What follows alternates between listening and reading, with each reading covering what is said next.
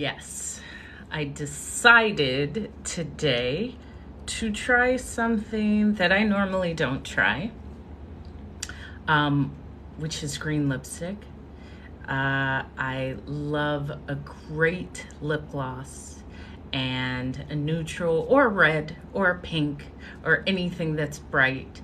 And so to encourage myself to try these things that I would normally not choose, I chose green. And it's that easy. Instead of the neutral color, just green. Why not? Like, why not? It just creates a different feeling, especially with green lipstick, because green lipstick is not something that is just a thought that you wake up with. Or maybe it is. You know what? I'm open to that. There may be a space where someone says, why not? Good evening. Yeah, why not? Exactly. There's my space of expansion. And Meg, it's always nice to see you. You do make a beeline to my live, so I'm here to appreciate you. Thank you, thank you, thank you. I see you. I see you. And very good. Yes. Why not? Why not? Thank you for reminding me of that, because I always say that, like, why not? Yesterday I spoke in my live about, like, so what? These one-liners, like, history always repeats itself, or not. Like, who, even if it does, so what? Like, maybe it doesn't. Or maybe most of your current history you're unaware of. Here's the other thing. There's only bits and pieces that we know about whatever that was before us. So even that can be used to a benefit of saying, I'll allow this to add to me, or I don't need to be controlled, or not even controlled, or defined by what may or may not be in my past or my history. I get to choose it. I am the current writer of the history, so I'm writing this. I prefer to write what I want, opposed to maybe what was not always available to me. And that's the beauty. There's a beauty in evolution, and how when someone is working towards a goal, oftentimes you may not even see the realization of that goal. It may be a generation or two generations in front of you that actually see the output of your works. And the beauty of that, the beauty of change is it's incremental, it's daily, it's small, and it's often not seen. It's not seen until you look back consciously, like, whoa, look at everything that has changed. But hello, blessed traveler, my feisty former flight attendant, like me, good to see you. Thank you for the airplane love.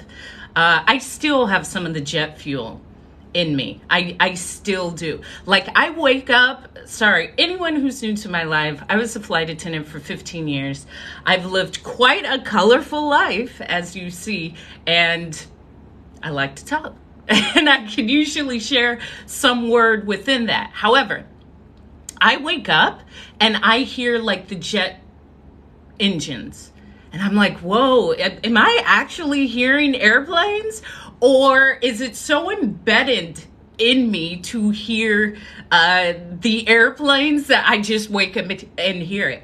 And I have lived in Washington, D.C., New York, Paris, London, back to New York, New Jersey, and now I live in Hawaii. However, wherever I moved, thank you. Yes, tap the screen. I really appreciate you, blessed traveler. Look at you. You sure are blessed. When I would move, I started seeing what's important to me. Like, knowing someone isn't important to me. I talk. I'm friendly. I'm a kick in the pants. I'm exciting. I am personable.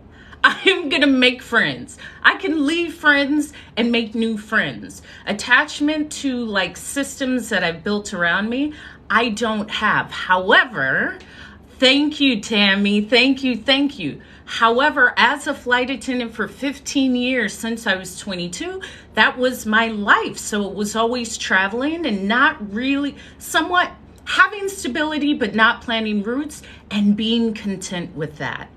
And as I would travel and move to different places, I said, okay, while I'm flying, this is my prerequisite for where I live. I just want to be within 10 minutes walking from a hospital, a grocery store, the airport, the airport's not walking, driving. Hospital, grocery store, no more than 15-minute drive from the airport, and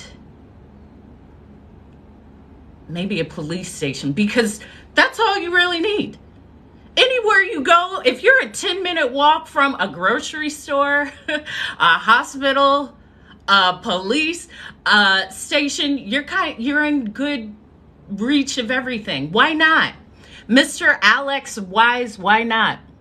It's the color of green. It's the color of money, and it's the color of like vegetation and feeling good. So a river, a lake, yeah. I like to always be close to water, and now I'm seeing I've always been close to water. Now, when I say close to water, some bodies of water are more attractive than the other, but I just saw it as the water. So yeah, I just chose the green lipstick, honestly, because I normally wouldn't. And so it's a conscious practice of doing something out of my normal stride. Jessica Lopez, I'm fantastic. I am flexible. I am hydrated. I am full of joy and increasing in blessings in every moment. So yeah, I just, even in my live yesterday, I spoke how I cycle through a place pretty quickly. Within a year, I definitely know where I'm living at. I've memorized the streets and how to take the shortcut to get to here, and my coffee shop and my dance class, or the people I hang out with, or my farmers markets. I just go out, and that's the part of it.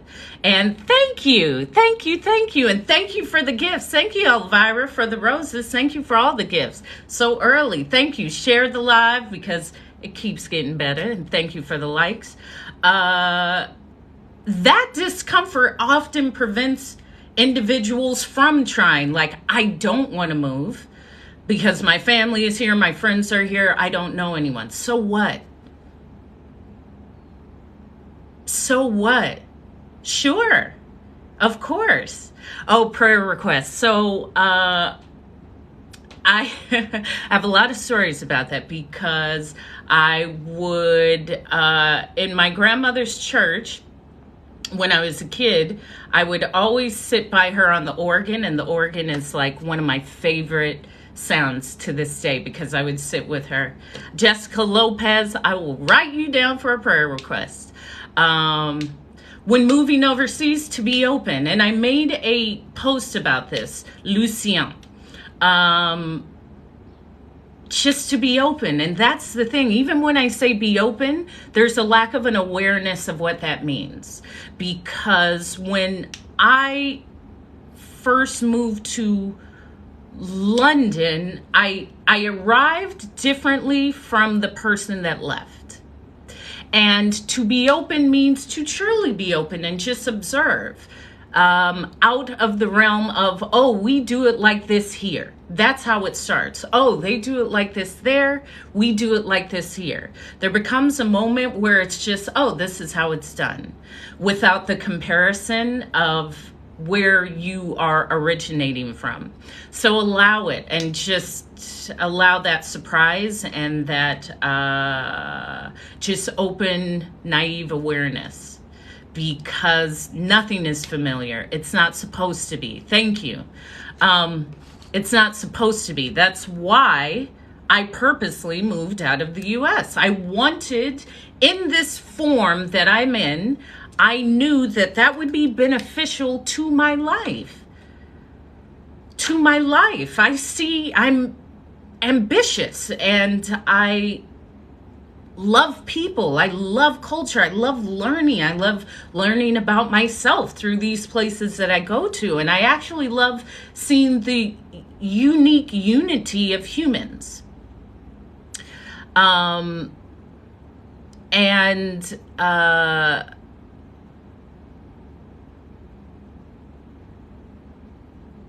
Seeing the beauty in humanity. You're welcome. Yeah,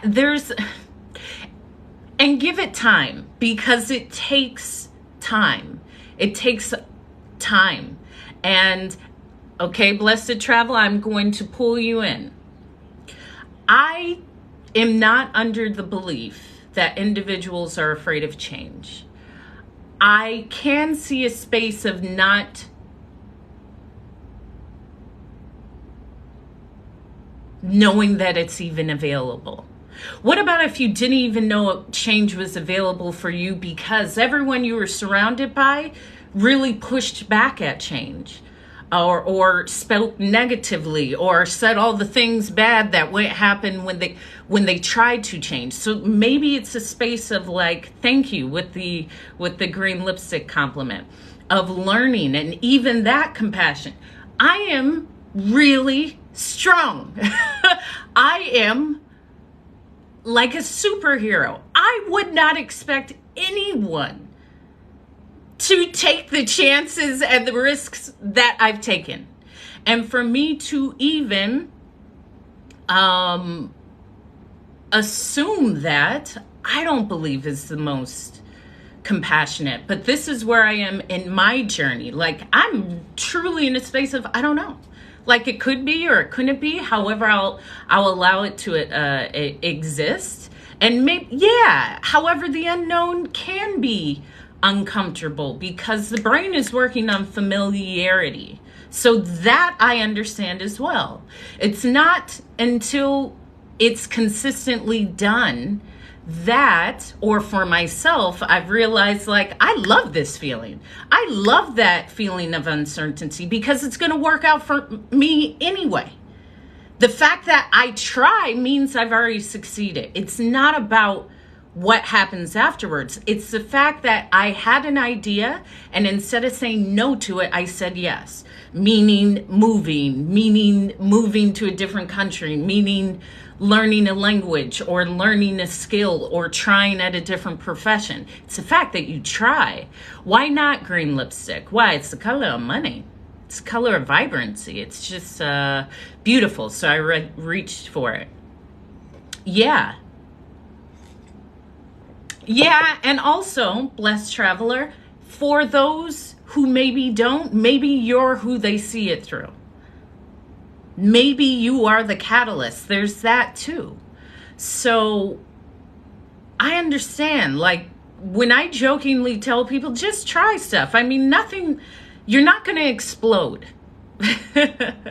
And it's like when I got ran over by a motorcycle in Buenos Aires, Argentina. You just get up and dust yourself off and go on with life. Like, it will go on. It's not like it will end and the curtains will come down and it'll be kaputs. That's just it. However, why not? Try stuff. I encourage individuals to move away from the place of familiarity. If that's a hometown and moving to a city 2 hours away, try that. If it's out of state, try that. If it's across the nation, try that. If it's in a different country, because what I found for myself is that the first city I moved to was DC, and I'm from Central California.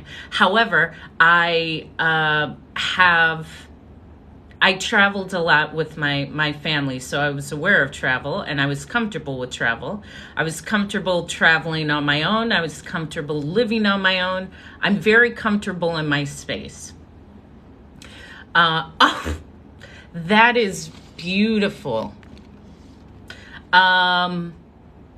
So when I first moved to DC from California, and I had one of my father's friends was there, but no family or friends. I was able to just show up because you don't have someone from high school or college or that knew you that, yeah, I lived in Alexandria too, so we'll get into that. No one to say, oh, she used to do this. Oh, she's trying to do this. Oh, you don't have that. So it's a beautifully unique, freeing feeling. It expanded, love DC. It expanded when I moved outside the country because now not only is everything unfamiliar, the culture is unfamiliar. I mean, even what anyone would attach to what I am would not be attached while living in London or living in France or traveling to all these places. So I can show up without that often thought of, they may think I'm this. Now, I don't even carry that because I say, thank you.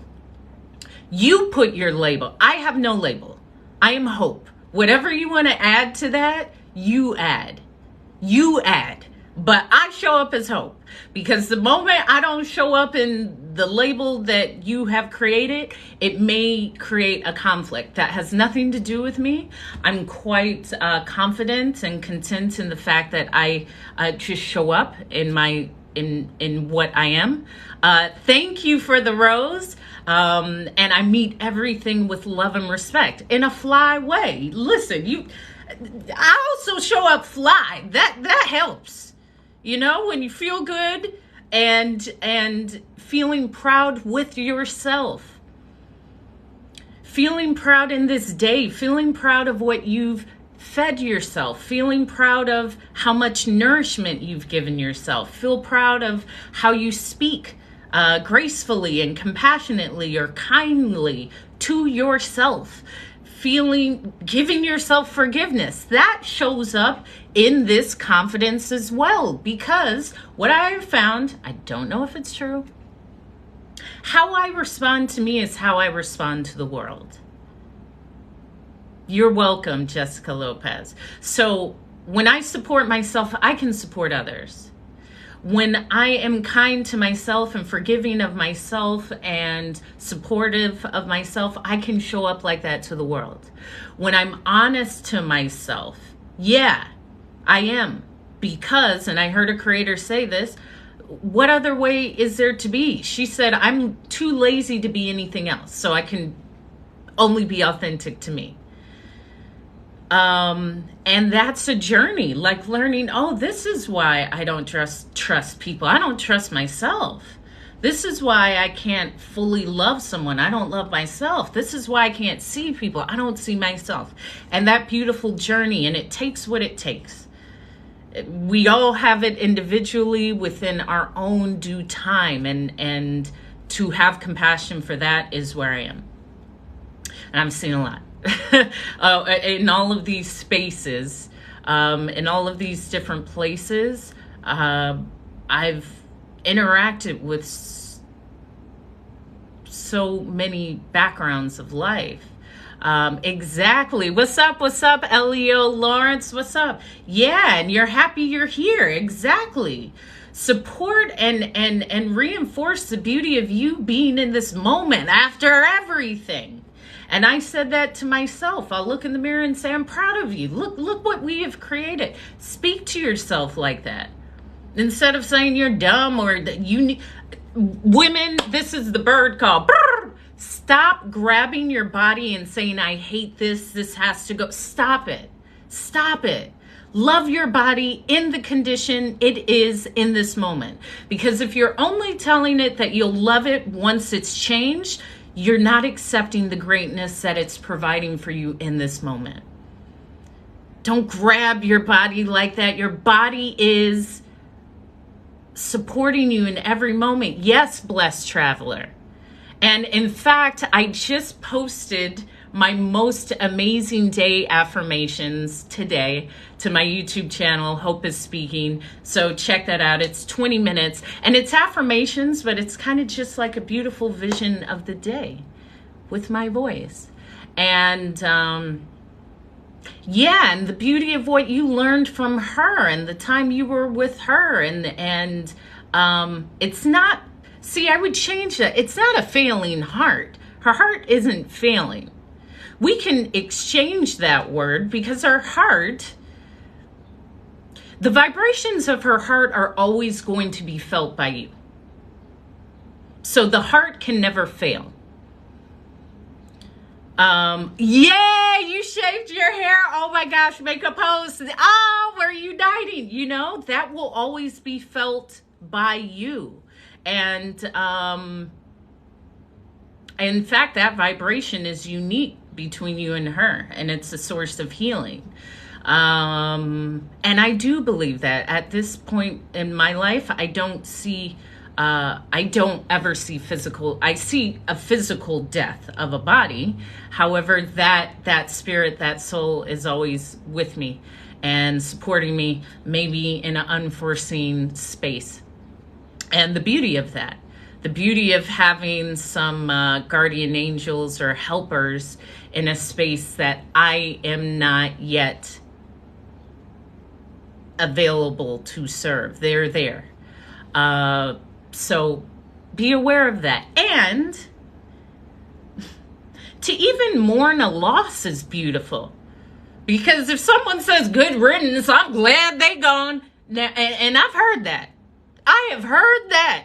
In fact, here's the story. So when I was flying, I would fly, where were we flying to? It was a transcon. I was based in New York, and I would go in phases. Now, as flight attendants, we often do. There was phases where it was only international flights. But then while I was based out of London, all of my flights were back to the US. So I was always I was always staying up one night because it would be an all-nighter back to the UK. So at first that's okay, but after a while, those all-nighters like knock at least 48 hours off of you.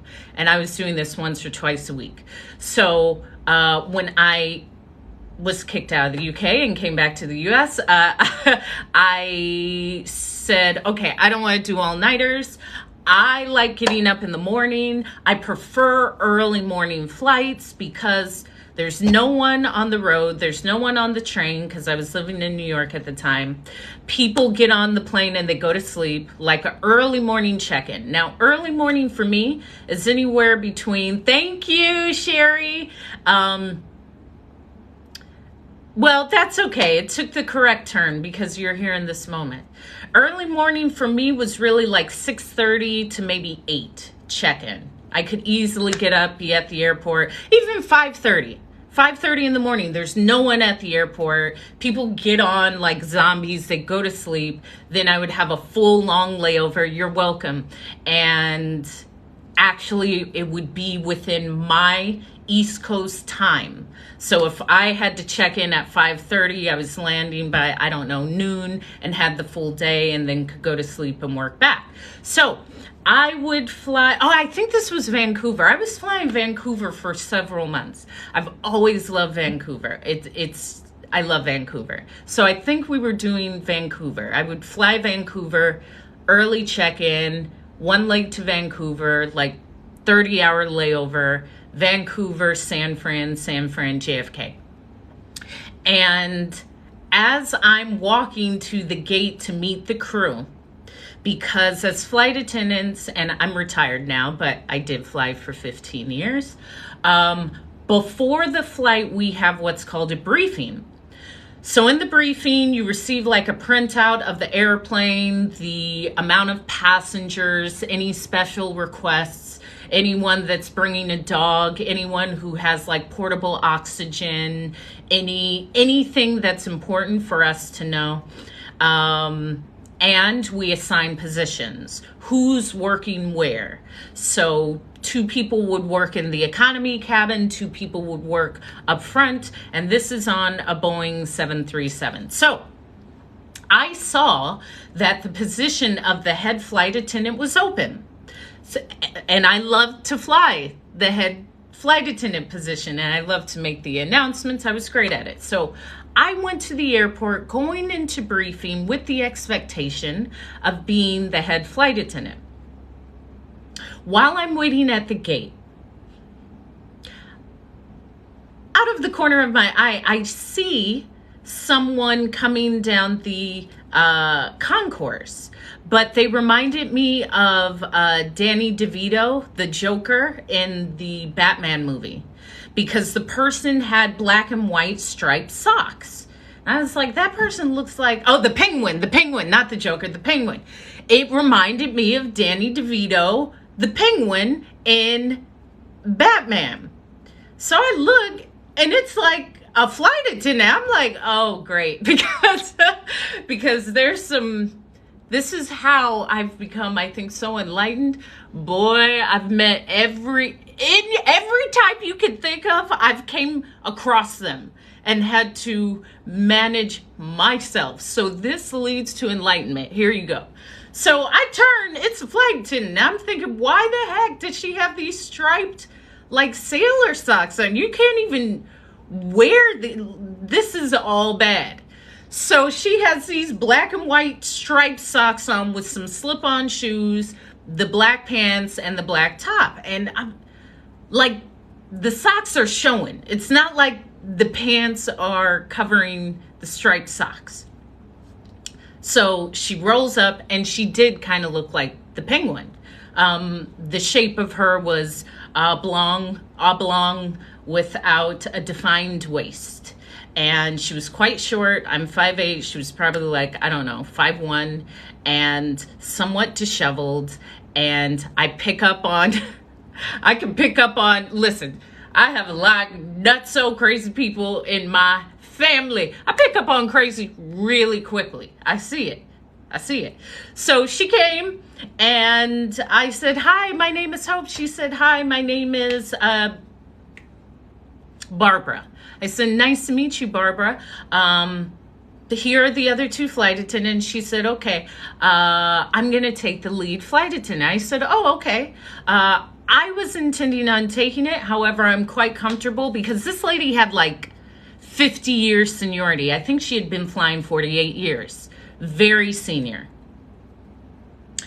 So she took the position, and I worked up front with her. And I knew something was a little off. I knew something was off first from the socks, but then from the feeling, and then from, I think, the two other, thank you. I love her too. I think the two other flight attendants ran to work in the back. Anytime as a flight attendant, you see everyone running from one cabin, it's probably because that person is a nutcase. And we have some. So I said, okay, and I can deal with this perfectly. So we start working, and I see my communicative style is just like this. I communicate very well. I've learned from my father. I don't take anything personally. It's here, we can communicate, and my belief is I don't have to like everyone, but I can work, respect, and I can work with everyone. It's not about me liking you. It's about me respecting you as a human and accomplishing what we need to accomplish in that moment. So as she was taking orders, because she took meal orders up front, she was doing it in the illegal way, which is what it is. I'm not a stickler for all the rules, but I noticed it and I thought, okay, here we go. Right. Also, when she did not want me to assist at all. So if you're working up front at first class, she was the purser. She would take orders, and I would run out the drinks while she's taking orders. I would take out the drinks and nuts while she's taking meal orders. Then after meal orders, she decides who gets what, and then we both go and refresh the beverages and start with the meal service, with me preparing the meals in the oven, saying, okay, 1A is getting this, here's their meal. We have pre-made trays in like a cooler that we take out. It has a salad, it has butter, it has a roll. What's up, Tammy? Nice to see you. And then there's a hot ceramic dish that goes into an oven. We cook it for 20 minutes, and that's typically your hot option of like chicken or pasta. So we take that hot option, put it on the tray, and run it out to every passenger. Well, my role was to make all the food in the galley. Her role was to run it out. Thank you for showing up and being so enthusiastic, Tammy, every time you show up. Her role is to give it to the passengers. The discrepancy came when she did not want me to like do anything, which is kind of a problem, because you can't run out the food and then put the food in the oven and then take the food out of, like, this isn't how it works. Okay.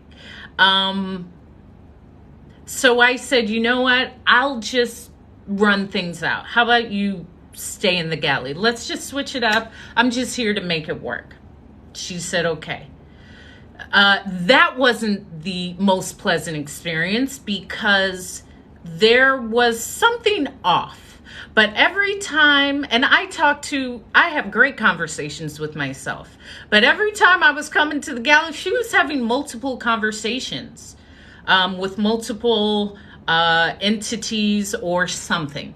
It wasn't me, but she was having conversations with something that I did not see, and it was more than one. So aside from her having these conversations, I thought she was talking to me, because I would come in the galley and she's having a conversation and I would say, oh, sorry, what? She was like, I wasn't saying that to you. I'm like, well, oh, okay. And so I have 6 hours to learn this personality. Okay.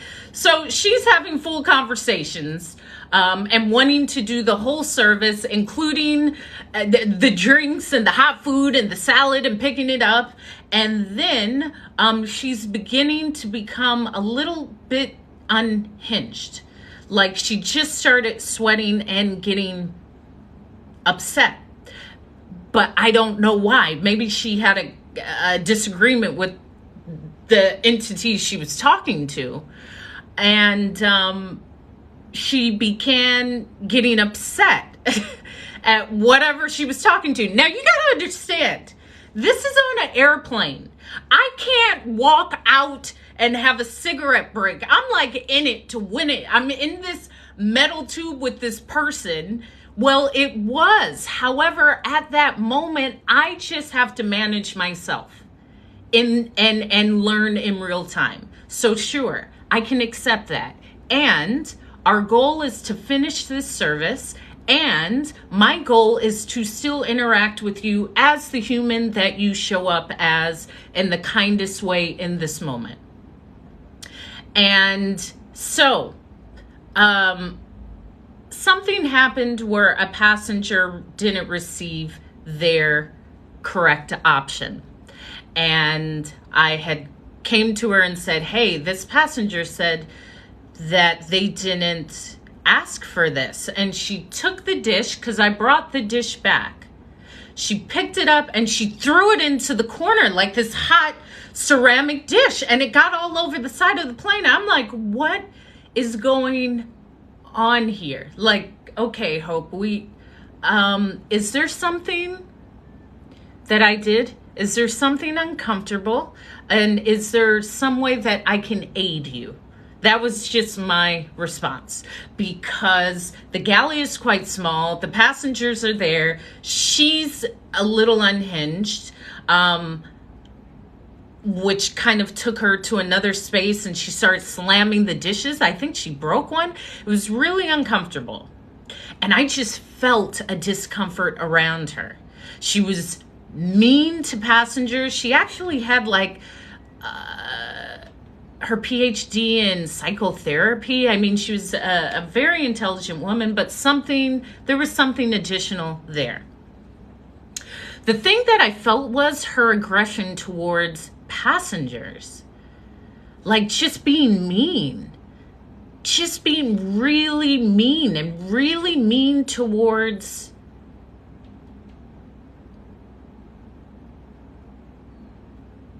people. Thank you. It was I picked up on it because I'm light. Whatever it was somewhat dark. I don't know what it was, but it was unpleasant. And then when other flight attendants, I told them about my story, they were like, oh, well, you didn't know. She's horrible. I'm like, okay, I did not know. So when I said the good riddance thing, there's the death table. And I think it was beyond that. That could have been it. Sure. Actually, yes. In the domicile, there's what's up, what's up, what's up. There would be this small table with a picture of flight attendants that had died. Like these cats were just dropping like flies. So every time we would go check in, there's a table announcing the transition of some flight attendant, which it's good to recognize of some sort. However, people stay in the profession of flying for years. So it's not out of the ordinary to fly with someone who's been flying 50 or 60 years, who's in their 80s. I think I flew with someone who she'd been flying 59 years or something. She was almost 90. So there's the death table, essentially. And I saw that woman's picture, the one who looked like the Penguin from Batman. And I thought, that was the first time in life where I thought, oh, okay, well, another one bites the dust. It wasn't really like a sadness. And I remember someone saying, like, isn't it sad that they transitioned? And I was looking like, why are you guys saying, all of you guys said the most terrible things about this person. You did. I will not say anything because I just choose not to. However, when the person was on this living plane, you said terrible things. And that person was what they were. I'm not even going to label them. Peace, peace, peace. And I get that too. I mean, it takes courage to be authentic. It takes courage. Listen, I'm at pretty authentic. I understand why it would be uncomfortable to be authentic, especially if you've been taught not to be yourself. Especially if maybe a guardian or a parent, something like that. I don't know. But to be oneself, whenever someone, yes. Oh, yeah, deuces to her. Yeah, I did not feel, it was another one bites the dust. Great to see you as well. And that's what I meant by good riddance. It's a wonderful blessing for someone to say, wow, I'm going to miss her. And that's something I say. I have really some guidelines about life. So my 3 unbreakables for my personal life is, number 1, I don't, and you will never hear anyone say that I've taken their money, stolen their money, or owe them money. That is like a non-negotiable in my life. Money is an energy. So that is not anything I want. And that can just be harmful to have that chatter being spread. So no, I don't. That's a non-negotiable for me. It's a big part of integrity. So no one could ever say I took their money, owed them money, stole money, anything. The second is no one can ever say I interfered with their relationship. That means something. And women, listen, it means something to say, I don't see a man if he's in a relationship. I don't know where the opposite was ever promoted, but the integrity of saying this person is committed, I'm choosing to do what I need to do to not interfere. It's that easy. The moment I see a ring or hear a girlfriend, you're invisible. That's like notable. Who would want the opposite? But that's for me. This is a non-negotiable for me, my rule for me.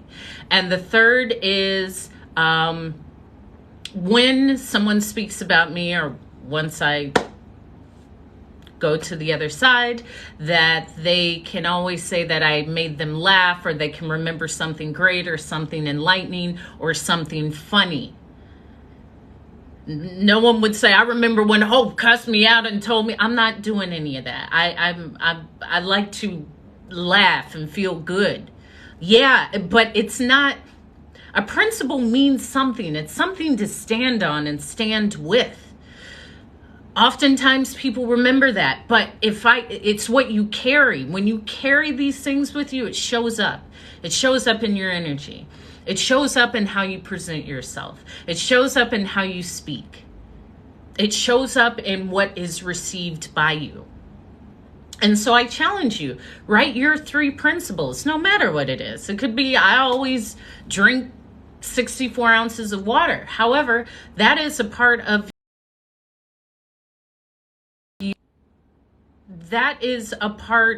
thank you, your being.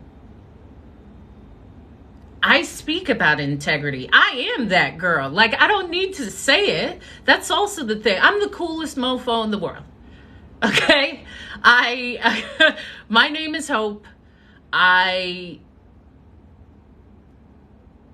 live in Hawaii. I do what I want. I create what I want. I have my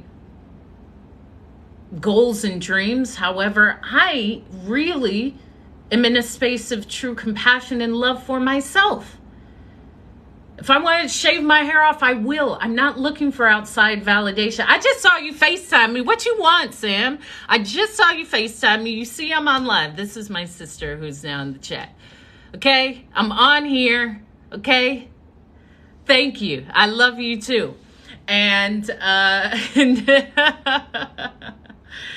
yeah, I'm saying how you got to live by some rules. And my dad was firm like this. So I find it like a man, Mag, listen, I love when a gentleman has integrity. I don't care about any of this other stuff, because the gentlemen I've been with, they are always the best man. We were always going to every wedding, and the partner that I was with was always the best man. That's who I want. I don't care about, you're already going to dress well because you're with me. But that's what I want. I want the one that people are like, that person, that man is full of integrity and he's just honest and good. They say that about my dad. Like, I remember when my dad, okay, yeah, I love that. Momi. Yeah, I have my massage therapist is Leilomi, which means, I think, the star.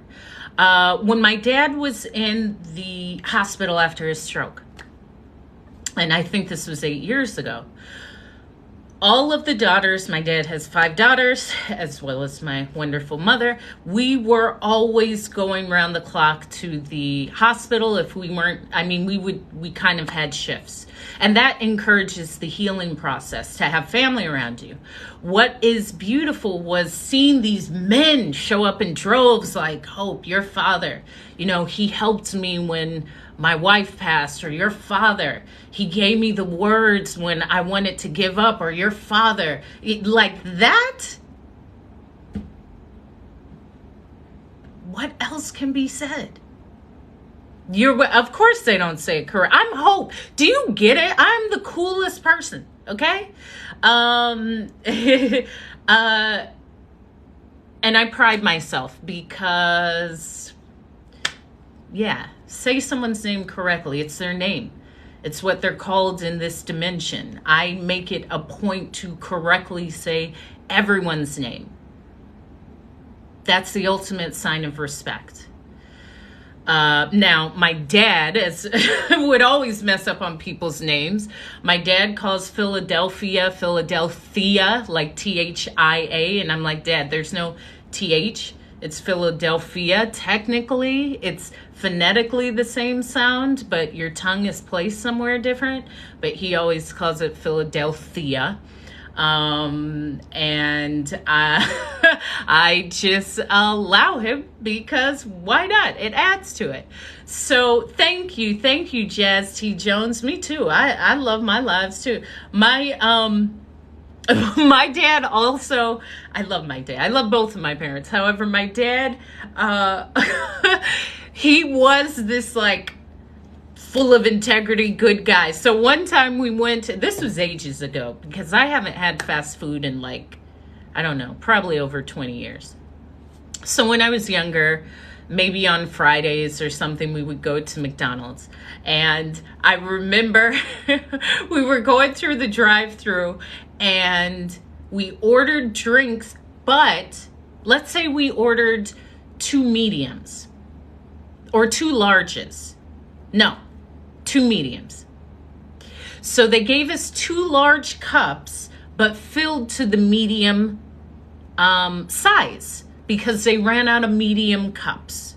So when we received our food, my dad was like, we ordered 2 mediums and you gave us these cups and y'all didn't fill this up and that's not right.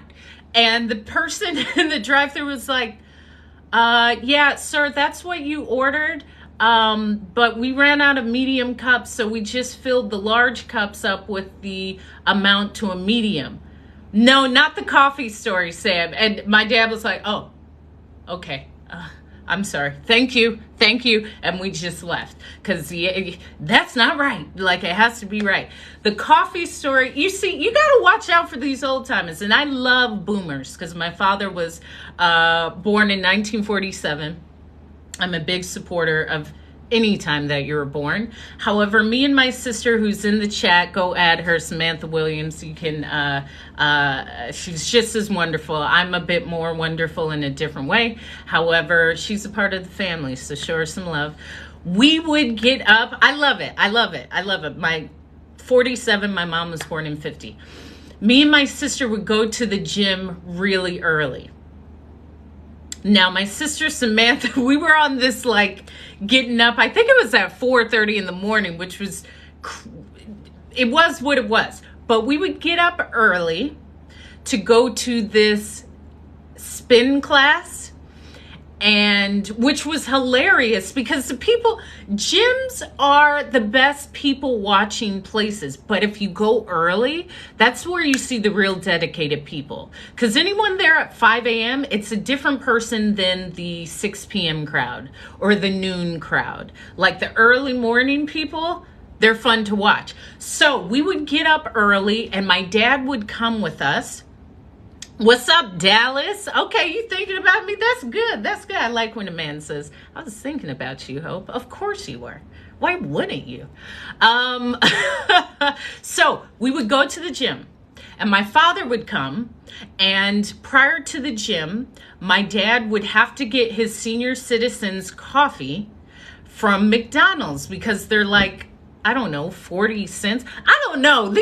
Yeah, the seniors get the best discounts. Seniors and veterans, y'all get the best discounts.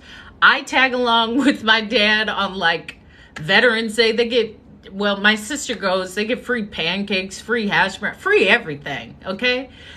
But again, my dad is all about you being correct, okay? You better come correct.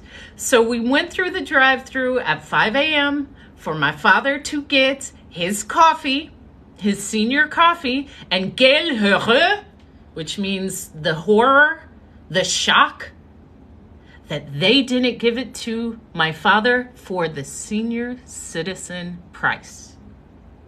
They charged him the full 97 cents, not the 51 cents. And oh my gosh, you would have thought that the world was ending. And my dad was like, excuse me? Like he just, I'm like, Dad, you know, this post-traumatic stress disorder is about to come out over a coffee. It's a coffee. Like, it's just a coffee. That's not the senior citizen rate. That's not the senior citizen rate. And I was like, Dad, like, Okay, but hold on, man. When we get up to the front, maybe we could sort it out. I heard my father say a bad word. I was like, wait, hold up, Dad. Shit. You taught us all this positivity. What's with the bad words over the coffee? It's just the coffee. Like, chill, Dad. We'll get it sorted out. Roll up the window. It's cold. It's 5 a.m. He wants to have the window down to get air. He's standing up for his rights. He wanted his senior citizen price coffee.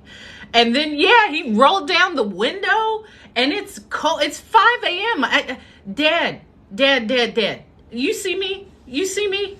I got enough flesh for me, but I need the window up. It's frosty outside. My dad's talking about, yeah, it's brisk. It's nice and fresh. Roll the window up, dude. Dad, roll the window up. So that's what would happen on the way to the gym. So we would get to the gym. Now, my dad's role in the gym was not to work out. He's like me. He sits at the table and talks to everyone. This is where I got it from. Me and my sister could hear my dad talking from the sauna, from the women's locker room. Hey, how you doing? No, I'm here with my daughter. Yeah, my daughter's here. Yeah. Oh, yeah. That, you think I talk? My dad was going to the gym purely for the social aspect. So while he's over there talking, he may like bring his list or his Bible, something like that. Me and my sister would go to the early morning spin session. These early morning people, like, there was one lady who would come with a book, which I couldn't conceptualize, because how do you spin and read the book? Like, it does make sense. It makes sense. But she would spin to ultimate spinnery and like, vroom. I thought she was going to fly off the stationary bike. She would go at the highest momentum and then like go, whew, and then just get off the bike and leave. Like, wait a minute, you came to spin for the highest intensity for like 60 seconds and then go home? Okay. The early morning gym. So we would go to that, and then I think afterwards we would go to a class. Here's the thing. You see all this energy? I am the person that goes right to the front of the class, and secretly it's a dance off between me and the instructor. That's me. I'm the best in the class. I'm going to make the instructor pull out all of their little tips and tricks, because I'm going to work you. I'm getting up to the front and I'm going to get this workout. And I am all about showing the instructor, like, no, I'm serious. I am not here to play. It's time to work. And my sister already knows that I go straight to the front. She doesn't come to the front with me. Yeah, my friend Fran. Listen, Sherry, I have a friend Fran here, and I think Fran is 90. Fran is 90, and she teaches water aerobics twice a week at like the Hyatt here in Hawaii. And she also does like Hyatt. She walks 3 miles every morning. She's amazing. Okay, another story. I went out to lunch with Fran because Fran is so cute. Fran, I'm like a lot of these 80-plus-year-olds. Like, I see them in the morning when I go for my sexy walks.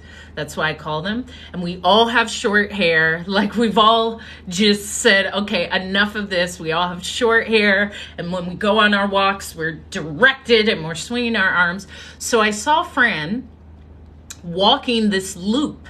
And she looked so cute. She had a matching pink jumpsuit and matching pink shoes and earrings. Like, she was all fitted out. I said, now who are you? You look so cute. She was like, my name is Fran.